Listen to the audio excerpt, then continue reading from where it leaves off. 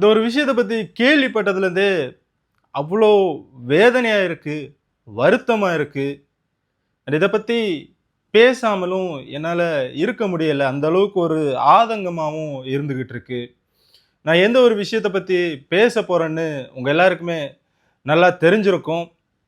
ஆமாங்க, ரீசெண்டாக கோயம்புத்தூரில் 3 அரக்கர்களால் சீரழிக்கப்பட்ட ஒரு பெண்ணோட அந்த கேஸை பற்றி தான் நான் பேச போகிறேன். பட் தென் வீடியோக்குள்ளாடி போகிறதுக்கு முன்னே நம்மளோட ரொனால்ட்ஸ் விளாக்ஸ் சேனலை இன்னும் சப்ஸ்கிரைப் பண்ணாமல் இருந்தீங்கன்னா மறக்காமல் சேனலை சப்ஸ்கிரைப் பண்ணிவிட்டு பக்கத்தில் இருக்கக்கூடிய நோட்டிஃபிகேஷன் பெல் ஐக்கானை எனேபிள் பண்ணி வச்சுக்கோங்க. அப்போ தான் நான் அடுத்தடுத்து போடக்கூடிய வீடியோஸ் உங்களுக்கு நோட்டிஃபிகேஷனில் வந்துக்கிட்டே இருக்கும். ஹலோ மை டியர் அழகான மக்களே, லாஸ்ட் சண்டே போன வாரம் ஞாயிற்றுக்கிழமை நம்ம எல்லாருமே India versus South Africa women's world cup ஃபைனல்ஸில் ரொம்ப என்கேஜாக பிஸியாக இருந்திருப்போம். அதே டைமில் கோயம்புத்தூர் ஏர்போர்ட்டுக்கு பக்கத்தில் நடந்த ஒரு கோர சம்பவம், கொடூரமான சம்பவம் தான். மதுரையை பூர்வீகமாக கொண்ட ஒரு பொண்ணு, சத்தியமாக பேரை சொல்கிறதுக்கு கூட எனக்கு மனசே வரல. அவ்வளோ கஷ்டமாக, பாரமாக, வேதனையாக இருக்குது. இந்த பொண்ணு கோயம்புத்தூரில் ஹாஸ்டலில் தங்கி காலேஜ் படிச்சுட்டு இருக்காங்க. இவங்க அதே ஏரியாவில் ஆட்டோமொபைல் ஷாப் வச்சுருக்கக்கூடிய ஒரு பையன் கூட ஃப்ரெண்ட்ஷிப்பாக இருக்காங்க. இந்த பொண்ணும் இந்த பையனும் கரெக்டாக இந்த விஷயம் நடந்த அன்னைக்கு சண்டே ஈவினிங் வெளியே போயிட்டு ரிட்டர்ன் வந்துட்டு இருக்காங்க. கரெக்டாக கோயம்புத்தூர் ஏர்போர்ட்டுக்கு பக்கத்தில் ஒரு மிகப்பெரிய ஓப்பன் பிளேஸ் இருக்குது. கிட்டத்தட்ட ஏக்கர் கணக்கான ஒரு ஃப்ரீ ஓப்பன் பிளேஸு.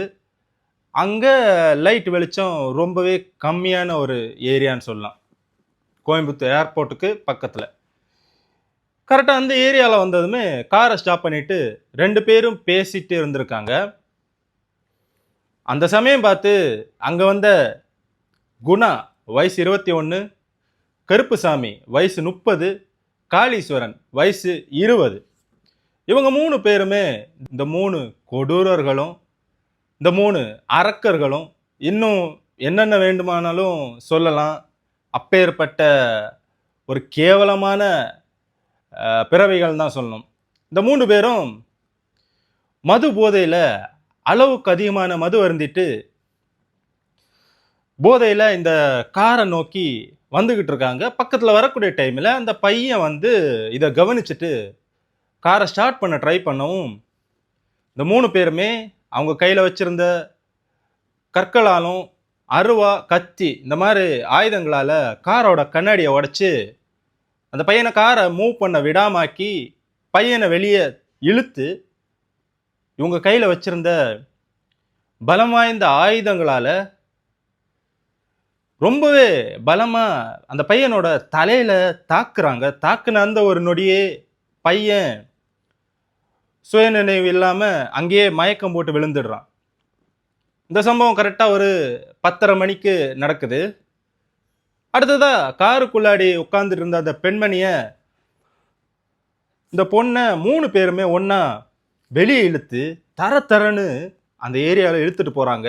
நான் சொன்னேன்ல, அந்த ஏர்போர்ட்டுக்கு பக்கத்தில் இருக்கக்கூடிய ஓப்பன் பிளேஸ், லைட் வெளிச்சம் இல்லாத அந்த ஒரு பிளேஸுக்குள்ளாடி கிட்டத்தட்ட 1-1.5 கிலோமீட்டருக்கு அப்பால் இழுத்துட்டு போயிட்டு அங்கே வச்சு இந்த பொண்ணை ரொம்ப கொடூரமான முறையில் கற்பழித்து சீரழிச்சிட்டு இவங்க அங்கேருந்து எஸ்கேப் ஆகிடுறாங்க 3 பேரும்.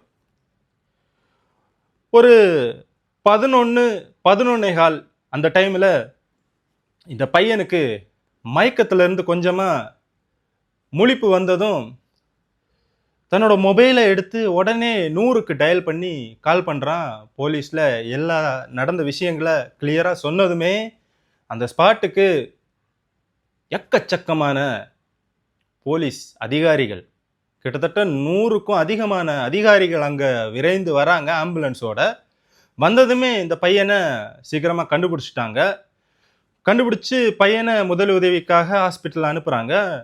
தென் இந்த பொண்ணை தேடுறாங்க. தேடுறாங்க. லைட் வெளிச்சம் கிடையாது. டார்ச் லைட்டு, மொபைலில் இருக்கக்கூடிய ஃப்ளாஷ் லைட்டு இதெல்லாம் வச்சு தேடுறாங்க. அக்கம் பக்கத்து மக்கள் எல்லாருமே ஒன்றா அந்த மிகப்பெரிய நிலப்பரப்பில், லைட் வெளிச்சம் இல்லாத அந்த ஒரு நிலப்பரப்பில் இறங்கி தேடுறாங்க. தேடுறப்போ ஒரு மிகப்பெரிய போராட்டத்துக்கு அப்புறமா ரொம்ப தூரத்துல ஒரு சின்னதா ஒரு செவுரு இவங்க கண்ணுக்கு தென்பட்டிருக்கு. அந்த செவுரை நோக்கி போகும்போது அதுக்கு பக்கத்திலேயே ஒரு குழி மாதிரி ஒரு பாதாளமான ஒரு ஏரியான்னு சொல்லலாம். அந்த ஏரியாவுக்கு பக்கத்துல வச்சு இந்த பொண்ணையும் வலியோட வேதனையில துடிச்சிட்டு இருந்த இந்த பெண்ணை கண்டுபிடிச்சிட்டாங்க. கண்டுபிடிச்சதுமே பொண்ணையும் ஆம்புலன்ஸ்ல ஏற்றி முதல் உதவிக்காக ஒரு தனியார் மருத்துவமனையில் அனுப்பிட்டாங்க. இந்த 3 பேரை போலீஸ் வந்து தீவிரமாக தேடி கால் இருக்குல்ல, கால் முட்டிக்கு கீழே சுட்டு பிடிக்கிறாங்க. ஏன் அவங்கள சுடுறதுக்கு நேர்ந்ததுன்னு பார்த்தீங்கன்னா, இவங்கள சேஸ் பண்ணுறப்போ இந்த 3 கொடூர அரக்கர்கள் இருக்காங்கல்ல, ஒரு போலீஸ் அதிகாரியை தாக்குறதுக்கு முயன்றிருக்காங்க இவங்க வச்சிருந்த ஆயுதங்களால. நான் முன்னாடியே சொல்லியிருந்தேன் இவங்க கைகளில் பலம் வாய்ந்த ஆயுதங்கள் இருந்துச்சுன்னு. தாக்க முயன்றதுமே மற்ற அதிகாரிகள் பாதுகாப்பிற்காக முட்டிக்கு கீழே சுட்டு 3 பேரையும் அரெஸ்ட் பண்ணிட்டாங்க.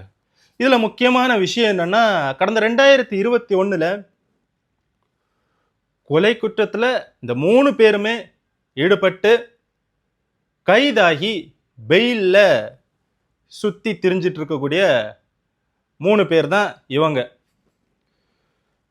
ஸோ என்னன்னா, 2021 ஏற்கனவே ஒரு கொலை குற்றம் செஞ்சு கைதாகி இன்னைக்கு பெயிலில் இருந்துக்கிட்டு கொலையை விட மிகப்பெரிய ஒரு கேவலமான கொடூர சம்பவத்தை செய்கிறாங்கன்னா, எனக்கு என்ன புரியுதுன்னா, அந்த குற்றத்திற்கான தண்டனை சரியாக வழங்கப்படலையோ அப்படின்னு தோணுது.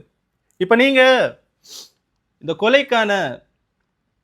கொலை குற்றத்தை செஞ்சதுக்கான தகுந்த தண்டனையை கொடுத்துருந்தீங்கன்னா கண்டிப்பா இன்னொரு தவறு செய்ய யோசிக்க கூட மாட்டான். ஸோ நீங்க கொடுத்த தண்டனை சரியில்லாததால தான் அவன் பெயிலில் சுத்திட்டு இருக்கப்பவே கொலையை விட மிச்சமான கேவலமான ஒரு செயலை செஞ்சிருக்கான். நம்ம பெண்கள் இந்தியாவில் என்னைக்கு தான் சுதந்திரமா நடமாட முடியும்? எதர் பகலாக இருக்கட்டும், நைட்டாக இருக்கட்டும், எப்போதான் நம்ம நாட்டு பெண்மணிகள் சுதந்திரமா தனியாக நடமாட முடியும்? இந்த ஒரு சூழல் நம்ம நாட்டுக்கு ஏற்படுமா அப்படின்னு எனக்குள்ள ஒரு கேள்விக்குறியாக தான் இருந்துட்டு இருக்கு. இதை பற்றி உங்களுக்கு என்ன தோணல் இருக்குங்கிறத கமெண்ட் பண்ணுங்க. இந்தியாவை பொறுத்த வரைக்கும் இந்த மாதிரி கற்பழிப்பு, கூட்டு பாலியல் வன்கொடுமை, இந்த மாதிரி சம்பவங்கள் மாசம் மாசம் நடந்துக்கிட்டே தான் இருக்கு. ஒரே சம்பவம் தான், ஆனால் மாவட்டம் மட்டும்தான், டிஸ்ட்ரிக்ட் மட்டும்தான் வேற வேறையா இருந்துட்டு இருக்கு. ஸோ நீங்கள் அவன் தப்பு செய்கிறான்னா அந்த தவறுக்கு கடினமான சட்டங்கள் இருக்க தான் செய்து அந்த தவறுக்கேற்ற தண்டனையை நிறைவேற்றுறாங்களா முழுமையா அப்படிங்கிற ஒரு விஷயம்தான் கேள்விக்குறியா இருந்துட்டு இருக்கு. இன்னைக்கு நிறைய நாடுகளில் இந்த மாதிரி தவறுகளில் ஈடுபடுறவங்கள அஃப்கோர்ஸ் எல்லாருக்குமே தெரிஞ்சிருக்கும் எவ்வளவோ கடினமான தண்டனைகள் கொடுக்குறாங்கன்னு. அதனால தான் நிறைய நாடுகளில் இந்த மாதிரி தவறுகளை ரொம்பவே ரேராக தான் நம்மளால் கேட்கவே முடியும். ஆனால் நம்ம நாட்டுக்கு மட்டும் மாதம் மாதம் இதை கேட்டு கேட்டு கேட்டு கேட்டு வேதனையாக இருக்குது, அவ்வளோ ஆதங்கமாக இருக்குது. இவனை மாதிரி ஆட்களுக்கு நீங்கள் கொடுக்குற தண்டனையை பார்த்து இந்த மாதிரி செயலில் ஈடுபடுறத பற்றி யோசிக்கிறதுக்கே பயப்படணும். அப்படி ஒரு தண்டனையை கொடுக்கணும். அதுவும் தவறு நடந்துச்சுன்னா அப்போவே கொடுக்கணும். அப்போவே கொடுத்தீங்கன்னா தான் பயப்படுவாங்க. இந்த ஒரு கேவலமான செயலுக்கு இந்த கொடூர சம்பவத்தை ஏற்படுத்திய 3 கொடூரர்களுக்கு என்ன மாதிரியான தண்டனையை கொடுத்தா இந்த மாதிரி விஷயத்தை பத்தி யோசிக்கவே பயம் வரும் அப்படிங்கிற தண்டனையை மறக்காம வீடியோ பார்க்குறவங்க வீடியோ கீழே கமெண்ட் பண்ணுங்க.